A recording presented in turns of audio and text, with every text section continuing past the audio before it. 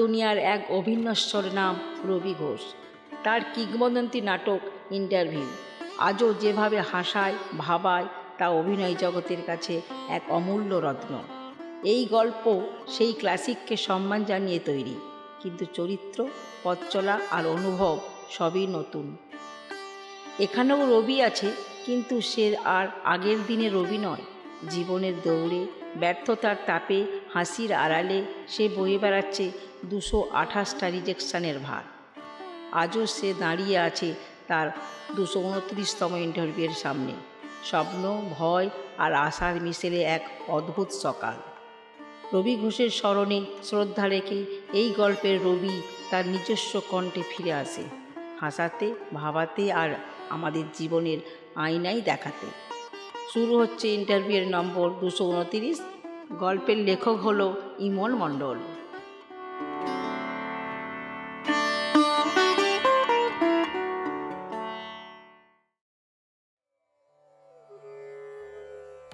একটা সময় ছিল যখন রবির স্বপ্ন ছিল সে ডাক্তার হবে।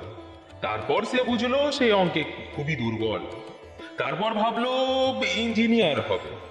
আবার বুঝলো বিজ্ঞান হলো তার শত্রু। শেষে সে স্থির করলো চাকরি করব। আর তখন সেখান থেকেই শুরু হলো এক মহাযুদ্ধ। আজ রবি যাচ্ছে তার 229তম ইন্টারভিউ দিতে। কে বলেছে যে ইতিহাস শুধু রাজাদেরই হয়? ইতিহাস বানাতে হলে শুধু মুকুট লাগে না, লাগে বায়োডাটাও। আসুন সাক্ষাৎ করি একটি লেজেন্ডের সাথে।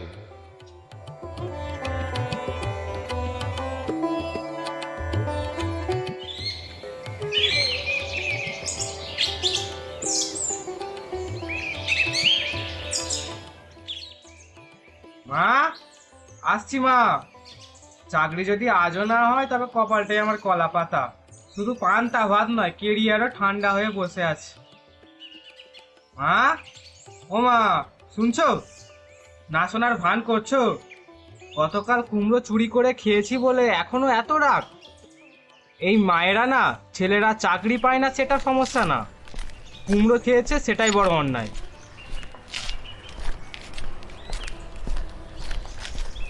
228টা ইন্টারভিউ।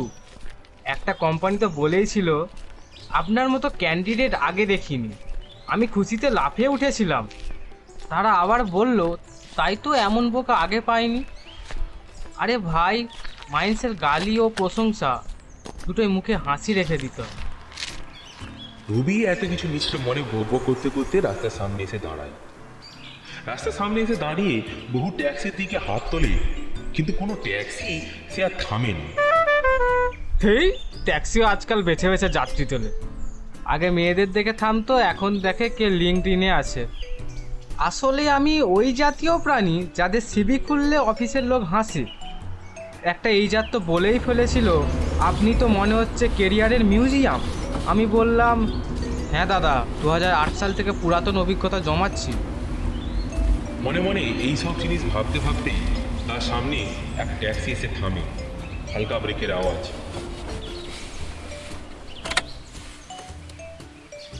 এই তো ভাগ্য এসে থামলো। ট্যাক্সিও যেন বলে উঠল, ওই রবি, এইবার তোকে চাকরি দেবই। এই বলে রবি ট্যাক্সিতে উঠবে বলে ট্যাক্সির দিকে এগিয়ে যায়।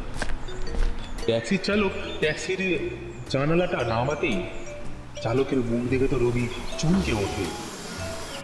এই হারাধন যে।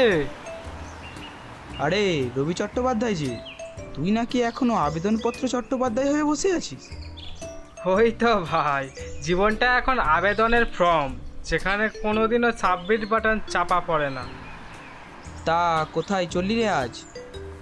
ইন্টারভিউ 229তম। তবে আজ চাকরি না হলে আগামীকাল ময়দানের চাওয়ালার পাশে বসে সিভি প্রিন্ট করব। তুই আসলেই রবি, প্রভাতের আলো নয়, বিরক্তির ভোলা। এই ছিল রবির সকাল। ট্যাক্সিতে উঠেছে সে। সামনে আরো বড় ধাক্কা, আরো বড় ঝাঁকুনি, কিন্তু রবি এগিয়ে চলেছে, কারণ সে জানে ব্যর্থতা যতই আসুক, পরের ইন্টারভিউয়ের ফর্ম তো আবার ফ্রি।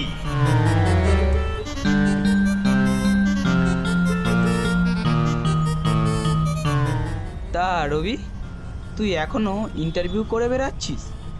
মানে তোর জীবনে জব মানে কি জানিস? জব মানে হলো যত ইচ্ছে স্বপ্ন দেখো, অফিস খুঁজো আর বেকারি থাকো। তবে তোকে দেখে মনে হচ্ছে তুই তোর জীবনে জবটাকে খুবই সিরিয়াস নিয়েছিস। চেষ্টা করলেই তো হয় না ভাই, রিজিউম জমা দিলেই কোম্পানিগুলো গুগল করে how to gently reject someone for ever. তোর তো এভাবে চললে একদিন আমিই তোকে ট্যাক্সির চাকরির জন্য নিজেই রেফার করব। ট্যাক্সি চালাবো না ভাই, আমি তো এমনিতেই জীবন নামক রাস্তায় হর্ন না দিয়েই হেঁটে যাচ্ছি, আর পেছন থেকে চাকরি নামক বাস চিৎকার করে বলছে, ও ভাই সাইড দে। জীবনে একটা নাটক হারা ধন।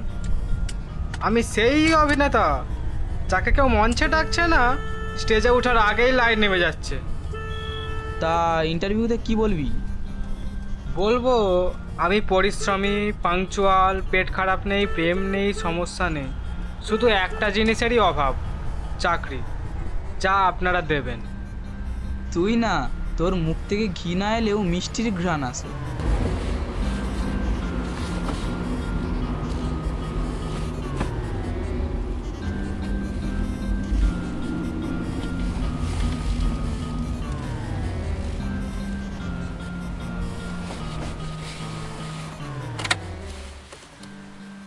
এই যে অফিস এসে গেছে, ভালো করে ঢুক আর হাসি কম কর, নইলে ওরাও ভাববে ভাঁড় এসেছে, ক্যান্ডিডেট না।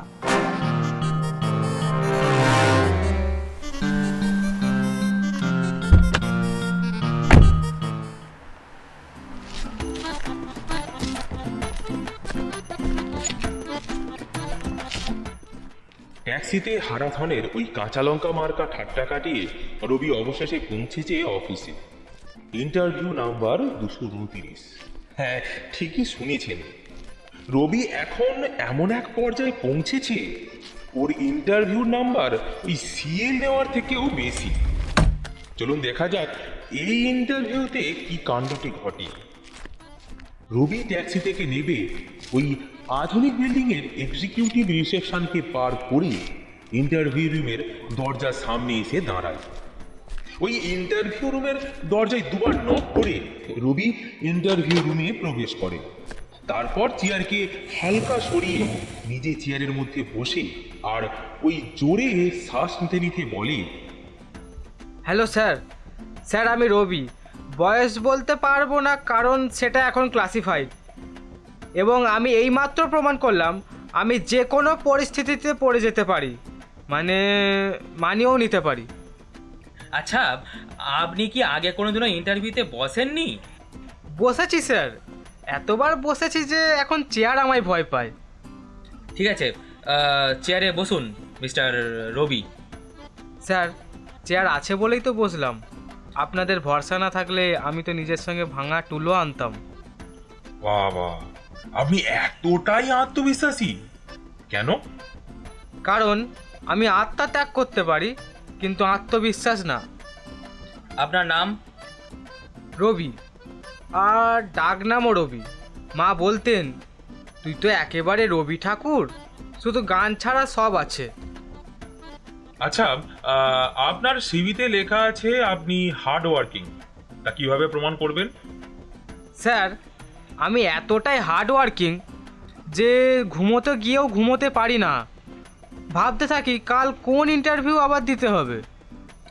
আচ্ছা, আপনি যদি আমাদের কোম্পানির সিইও হতেন, প্রথম কাজ কি করতেন? প্রথমেই সবার চেয়ার বদলাতাম স্যার। বা চেয়ার বদলাতেন? তা কেন? কেন জানেন? চেয়ার বদলালে মানসিকতা বদলায়, আর যদি কেউ কাজ না করে তাদের বসাতাম পিঁড়িতে, তখন তারা বুঝতো চেয়ার মানেই সম্মান আর পিঁড়ি মানেই পিঁমড়ের কামড়। আপনার ইচ্ছেটা কি সরাসরি বলুন। স্যার, ধরুন আমি বসে গেলাম আপনার চেয়ারে, আর আপনি এসে বসলেন আমার বায়োডাটার পাশে, আমি গাধা থেকে গরু হয়ে গেলাম আর আপনি হয়ে গেলেন ছাগল। তখন যদি আপনি আমাকে প্রশ্ন করতেন, আমি কি জবাব দিতাম? স্যার, ঘাস খাবেন নাকি কোম্পানি চালাবেন? এটা কি বললেন? আবার স্যার, একে বলে সিচুয়েশনাল ইচ্ছা। এক ইচ্ছেতেই 4টে জায়গা বদলে গেল, চেয়ার, রোল, ঘাস আর গোল। ঠিক আছে ওইসব জিনিস ছাড়ুন। বলুন তো 5 বছর পর আপনি নিজেকে কোথায় দেখতে চান? স্যার, 5 বছর পর আমি চাই একটা স্টার জলসা সিরিয়ালের চাকরি পাই, যেখানে আমি অফিস যাই না, শুধু সংসার করি। আচ্ছা, আপনার কি কোনো স্পেশাল স্কিল আছে? জি স্যার, আমি চোখ বন্ধ করে ডান হাতে ঘড়ি পড়তে পারি আর ভুল সময়ে সঠিক উত্তর দিতে পারি। আচ্ছা, আপনি যদি আমাদের কোম্পানিতে যোগ দেন আলাদা কি কিছু করবেন?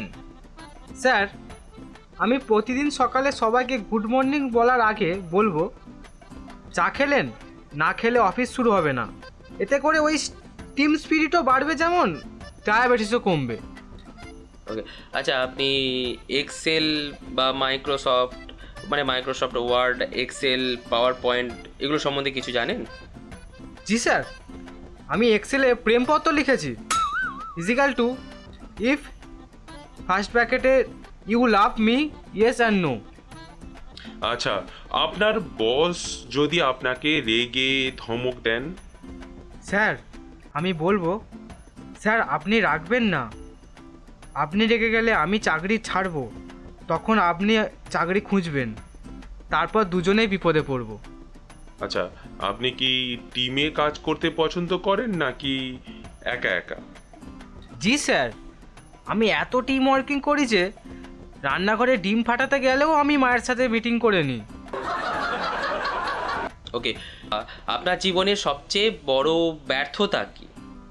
স্যার, আমার জীবনে সবচেয়ে বড় ব্যর্থতা হলো আমার জন্মদিনে কেক কাটার আগে কেক পড়ে গেছিল, আর সেই থেকেই আমি চাকরির কেক কেটেই যাচ্ছি, চাকরি আর পাচ্ছি না।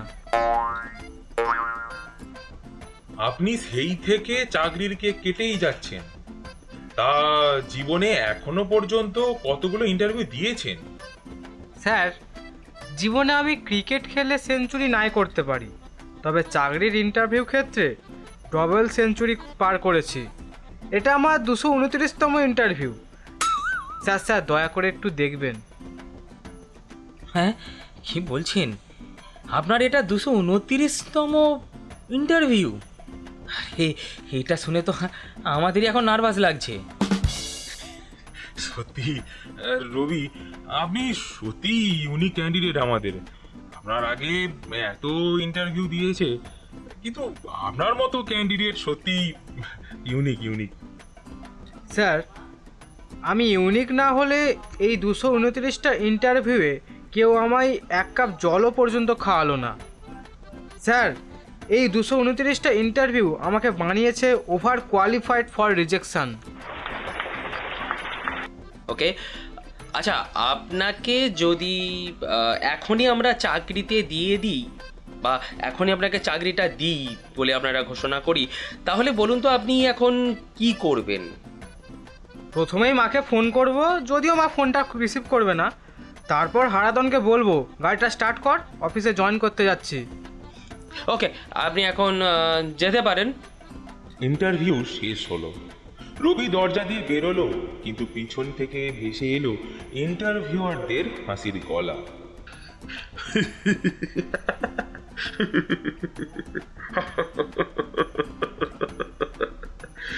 সত্যি এই রকম ক্যান্ডিডেট যদি থাকতো না, এইরকমও ক্যান্ডিডেট আছে, বুঝেছেন? সত্যি এইরকম ক্যান্ডিডেট লাখে একটা করে এই পাওয়া ছেলে যায়। না থাকলে 229টা? এই ছেলে না থাকলে আমাদের সকালটা তো একদম পুরো ফ্ল্যাট হয়ে যেত। সত্যি এই রকম ক্যান্ডিডেট যদি মাঝে মাঝে একটা দুটো আসে না, মনোরঞ্জন বেশ ভালোই হয়। সেই শুনে রবি তো হেসে বলে উঠল, চাকরি দিন বা না দিন, আমি মন জয় করতে এসেছিলাম। কিন্তু আজ একটা জিনিস বুঝলাম, ইন্টারভিউটা তারা নিল, কিন্তু এন্টারটেনমেন্টটা আমিই দিলাম। কিসের নোটিফিকেশন এলো? কাল আবার এন্টারটেনমেন্ট?